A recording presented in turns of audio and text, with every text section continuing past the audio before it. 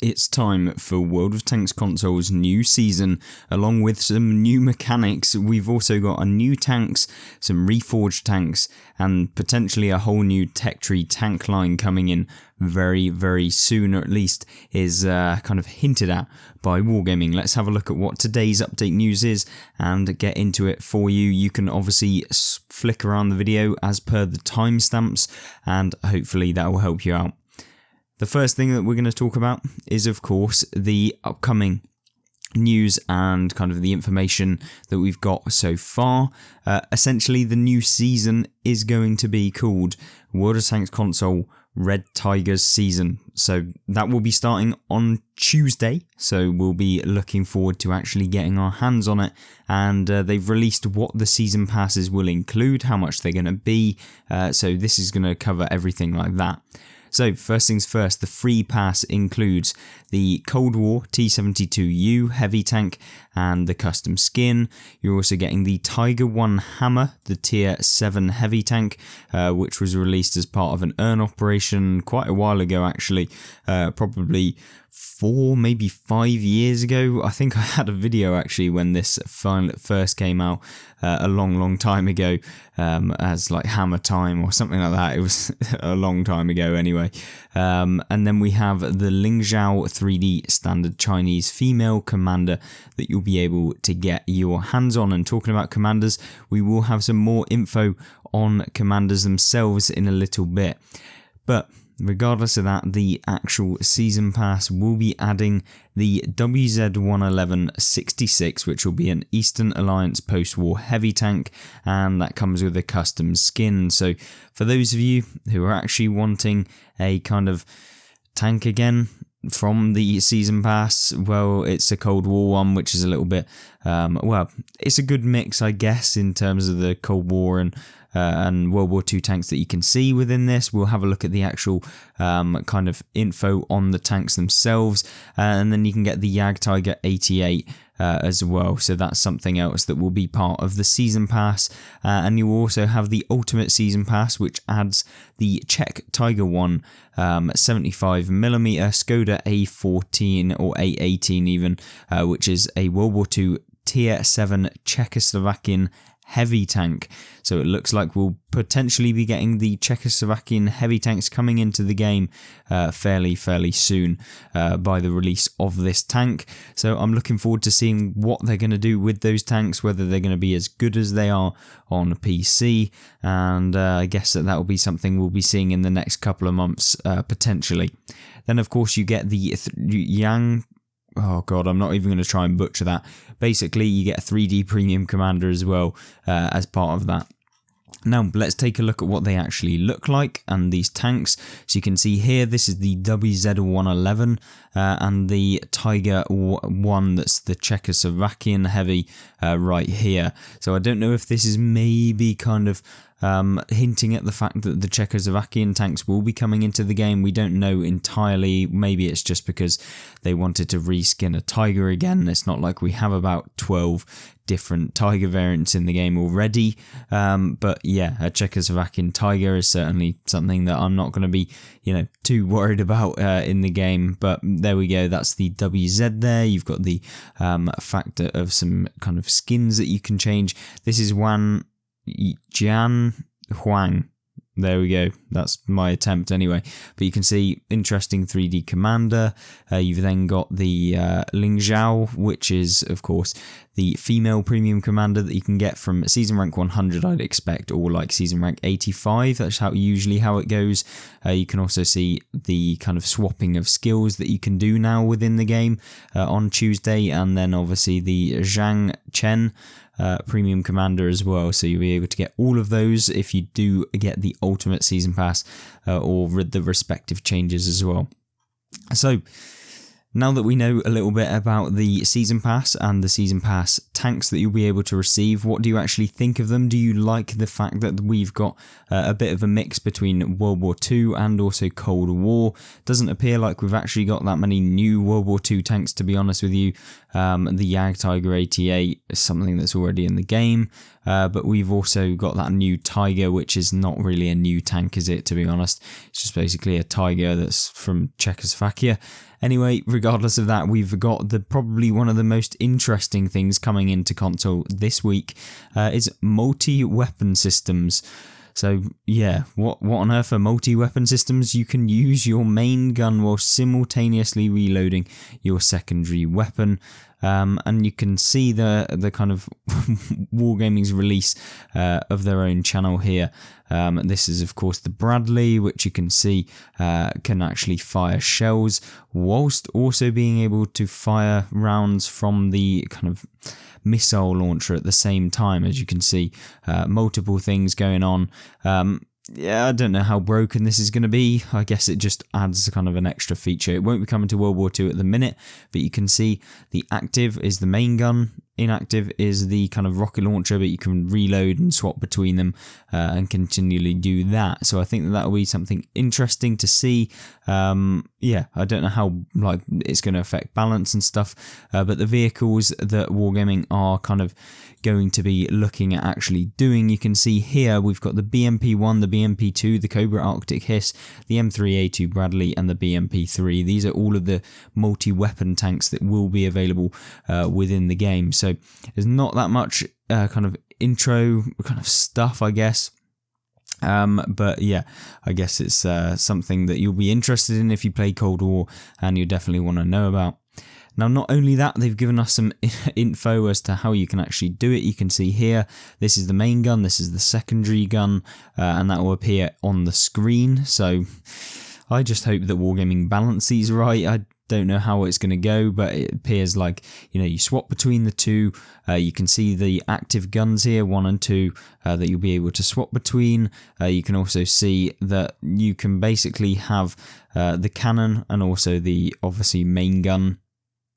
And in order to actually swap between them, you can just basically press A, I think it is, in game. That's going to allow you to basically swap between the two rounds, as you can see here. And that will allow you to, you can reload your missile whilst then also firing your other round, swap to the missile, then fire it, and then be swapping back and instantly firing the other gun as well. So that's kind of how it works. I don't think that you can fire them simultaneously. But yeah, maybe I'm slightly wrong in that regard, but I'm pretty sure you can't fire them all at the same time. But yeah, you can see here the tank status. Please check the pic below. The model in the bottom left has been updated with 2 barrels, so you can see 1 and 2. And the main weapon is represented by the left barrel, secondary on the right. Main weapon status will tell you if it's damaged, etc. And the ammo icon will associate with the destroyed weapon will pulsate red, so you can see that. And also, if you want to swap, displays the ammo options for the currently active weapon. Button to switch ammo is more than one ammo type is available for the active weapon, ammo name and amount. So basically, these look like, it's just an extra feature to probably make some of these tanks a little bit better in the game, because the BMPs aren't particularly overpowered in the game. So yeah, being able to basically swap between the two rounds and basically be able to deal more damage in a shorter period of time should make them a little bit better. And you'll probably want to actually play some of those tanks, although the Cobra Arctic Hiss probably doesn't need any buffs. But yeah, now you have the opportunity to fire both of them simultaneously, well, at least kind of one after the other. So not only do we have that, we've also got some other things coming into the game that are going to really help you out if you're interested in your commanders. We will now be able to customize your commander with the name. You can also choose what language they speak during the battle, which is really, really good. And the new customization options are available for silver, so gone are the days where you have to use a customization token. You just pay silver like you do with anything else. And not only have we got the customization of the commanders, we've also got the commander skill swap, which allows you to swap skills slots and XP from one commander to another, and this will cost you silver in order to do this. You can see here that this is what it will cost you if you want to change the name You can see the voice will also cost you 20,000, which is pretty decent. I think that they're not super overpowered or overpriced even, which is good. And you can see that actually you can swap the skills that you've got onto a commander, as you see here, and I think it costs you 15,000 silver, so that's not necessarily anything awful, and I guess you can put the skills onto the person you want the most, and that's going to help you out. So looking forward to having that in the game and being able to just have a little bit more customization and being able to swap your skills and stuff like that. I think it could be useful, definitely, so looking forward to that. And then we have, of course, got the kind of dynamic stats support has been added for all of the equipment, which will kind of showcase which the stat displays will update to reflect the improvement that the equipment provides. So essentially, when you put on your equipment, it will showcase what's actually upgraded, what's been made better, which is really, really good. And yeah, that will be also looked at for commander skills as well, consumables and camo, and will be available in the game too at some point soon. But this is coming on Tuesday, so really, really good for that. We're going to be able to see exactly what our equipment is doing to our tank, which is something that should have probably been in the game already, but there we go. We'll also be getting more balanced updates along with the tanks reforged. And they basically, like, you know, been spending some more time just trying to really focus on getting these tanks balanced. Like the ones coming this week are for the Sturm Tiger line, which, no surprise there, those tanks are terrible. And the Sturm Tiger, the BAR, the Sturm Tiger P, the Sturm Panzer, the Creature, the Brumbar, and the Stoig 33B will all be getting buffed to keep them up to kind of the standard at which they probably should have been within the game. So looking forward to seeing what they do with these in detail, and we'll do a video as soon as we know that information. We've also got Great Wall has been updated and returned, so it's a new map / revamp map coming back into the game, so it's like new in the update. But yeah, we've had the map before. If you've ever seen it on PC, it's called Empire's Border, so if you've ever played that, you'll be able to know exactly what that map is like. It's literally the same. It's technically a summer map, and yeah, it's usually quite a big one. It's available for both World War II and Cold War, so this is quite big for the Cold War game mode, because since they don't have that many maps. So yeah, you'll be able to play that on Cold War in post-war and escalation, which is good.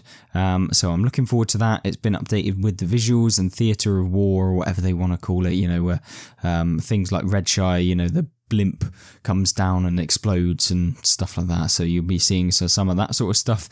And also the post-battle results screen received various improvements to add more vehicle information, and the placement of the displays has been adjusted.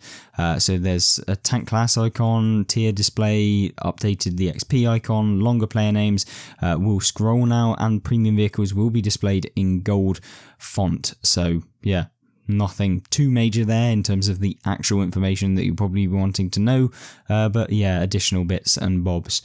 Also, for those of you interested in the competitive scene of World of Tanks, not that console really has that anymore, that kind of disappeared with update 6.0, but yeah, what you can see is that you can actually have a blind pick where it won't showcase to your opponents on the enemy team what you've actually picked as your tank. So yeah, definitely something that will be better for people picking like the lineups for the different tanks within the game. So very, very good. And something that I've been really, really looking forward to is that the new players will be getting some kind of improvements to help them out with regards to training them, some missions and stuff like that, which is really, really good. So now new players will be able to recomplete the training missions as much as they want to do. So not that big of a change. Hopefully we'll be seeing more training missions that actually showcase different aspects and maybe go into a little bit more depth as to what they can do within the game, which would be really, really beneficial, to be honest. And there's also players can choose to exit co-op and multiplayer and play multiplayer, which is basically where Wargaming have kind of, when a new player starts World of Tanks console, they'll be forced, well, not forced, but they'll be prompted to play the co-op game mode as opposed to the multiplayer game mode, just so that they're playing against bots essentially, and it'll be easier for them to kind of get used to the game, which I think is good, and definitely going to help out a little bit. Certainly players can then move on if they want to straight away onto multiplayer, so it's not like a lock. Your account isn't locked into playing co-op. But yeah, I think that would be good for the players. However, we've got the controversial bit that Wargaming do. Obviously, they can't just do something normal. They have to basically give new players now an improvement just for having less than 100 battles, essentially. So, yeah. Essentially, what you've got is that the damage RNG at the start will be 20 plus 20% minus 17.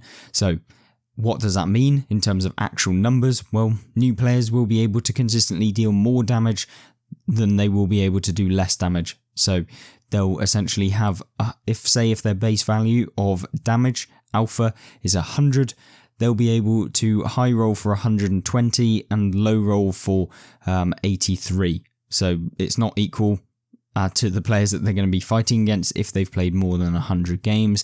This isn't something that's going to like absolutely break the game and new players are suddenly going to be so much better, but it's the fact that they're just making new players better statistically than actual playing the game normally. Like, I don't think that that's a good thing for the game.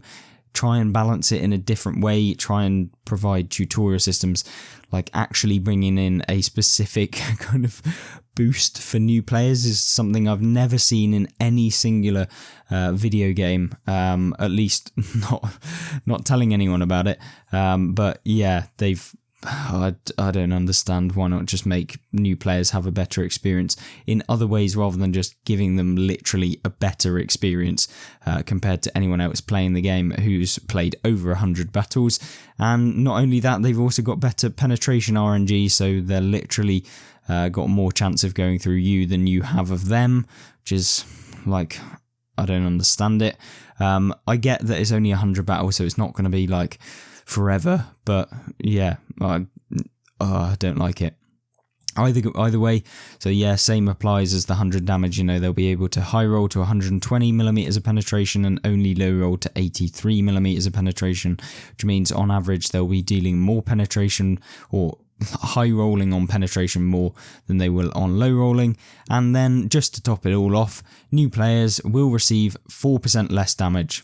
So literally a flat 4% less damage when they take a shot. So for example, if you roll at exactly your 100 damage alpha, they'll be taking 96 damage. I mean, that's some really clever stuff by Wargaming. Well, not actually fixing the core problem, just literally making it so that new players for the first 100 games, which, you know, you're not going to learn that much in 100 games, is like basically just after 100 games, it's like now you can deal with the actual RNG that's in the game. So there you go. Yeah, I just don't think that that's the way to go about it. Actually provide some help for new players, maybe provide tutorial systems within the game on the commanders, what perks they should be picking, maybe give them commanders that are decent within the game, and yeah, just actually try and help them out. But there we go.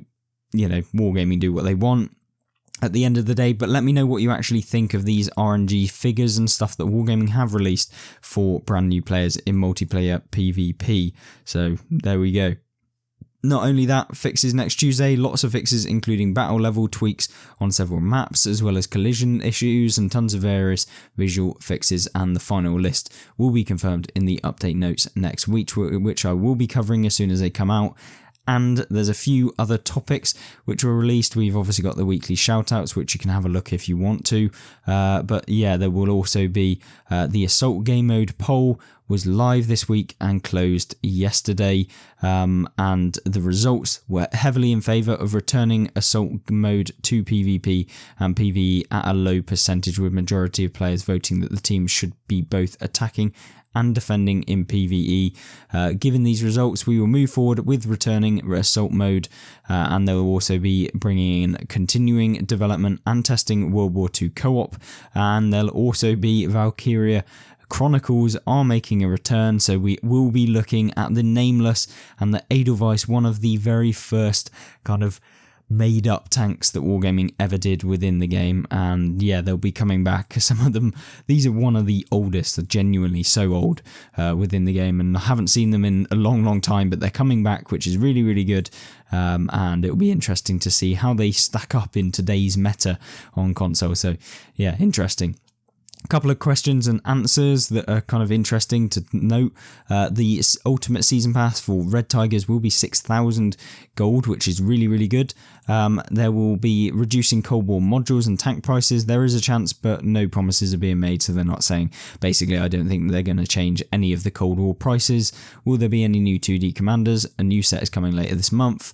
What are the next tanks reforged, which will be Heat 100, obviously E100 tank line, which is good. And can secondary weapon systems be damaged? Yes, they can. Can multi-weapon systems be implemented in World War II?